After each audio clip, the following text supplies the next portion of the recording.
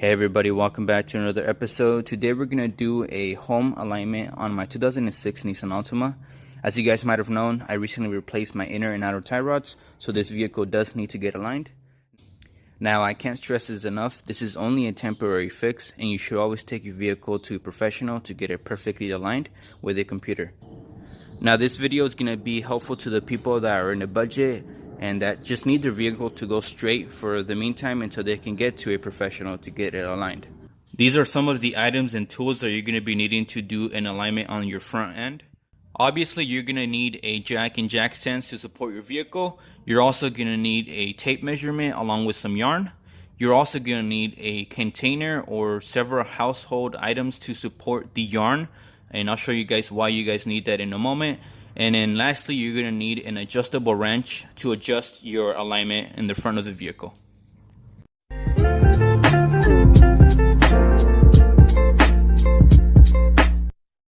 So as you guys are able to see, my steering wheel is not centered right here. I have to constantly be grabbing the left hand side of the steering wheel to keep going straight. Now, if I do let the steering wheel go, it's going to just start going to the right immediately.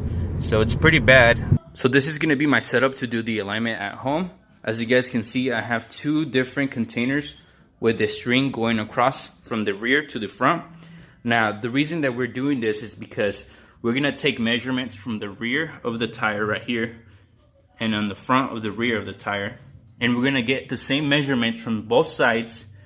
And then after we get that measurement, we're going to go in the front and we're going to adjust the measurements on the front as well to get the exact same measurement. The first thing that we're going to do is jack up the vehicle and support it with jack stands.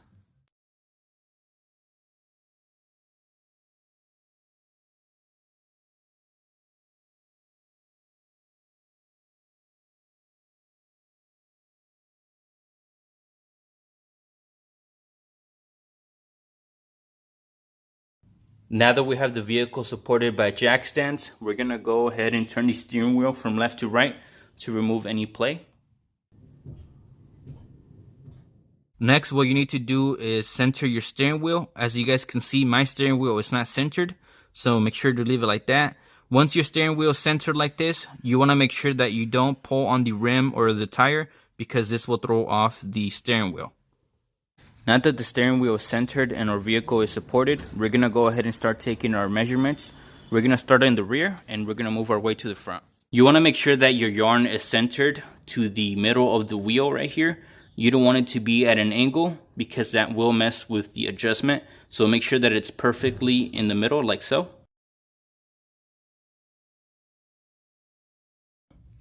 When you're taking the measurements in the rear, you want to make sure that these two parts of the rim are even.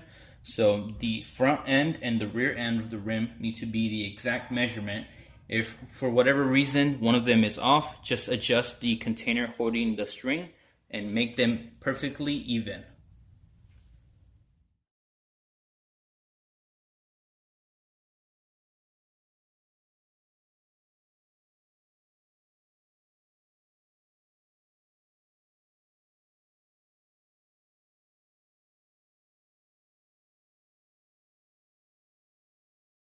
So we have 3/8 of an inch on the rear of the rim.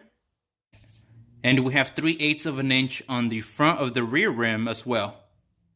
Now that we have the measurements of the rear end, we're going to go ahead and do the front end. So we have 1 1/4 inches on the rear part of the front end of the rim. On the front part of the rim, we have about 1.5 inches. Now that we know that this part of the rim is more toed in than that part of the rim, we have to adjust it to make them even. With your adjustable wrench, go ahead and break this nut loose right here to adjust your alignment.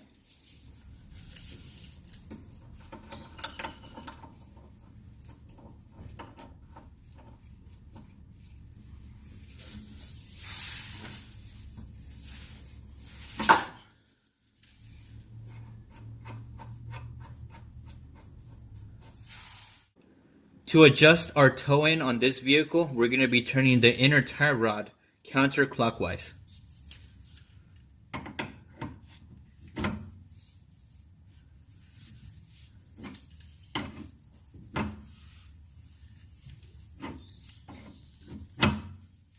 Now that we did our adjustments, let's go ahead and take the measurements again.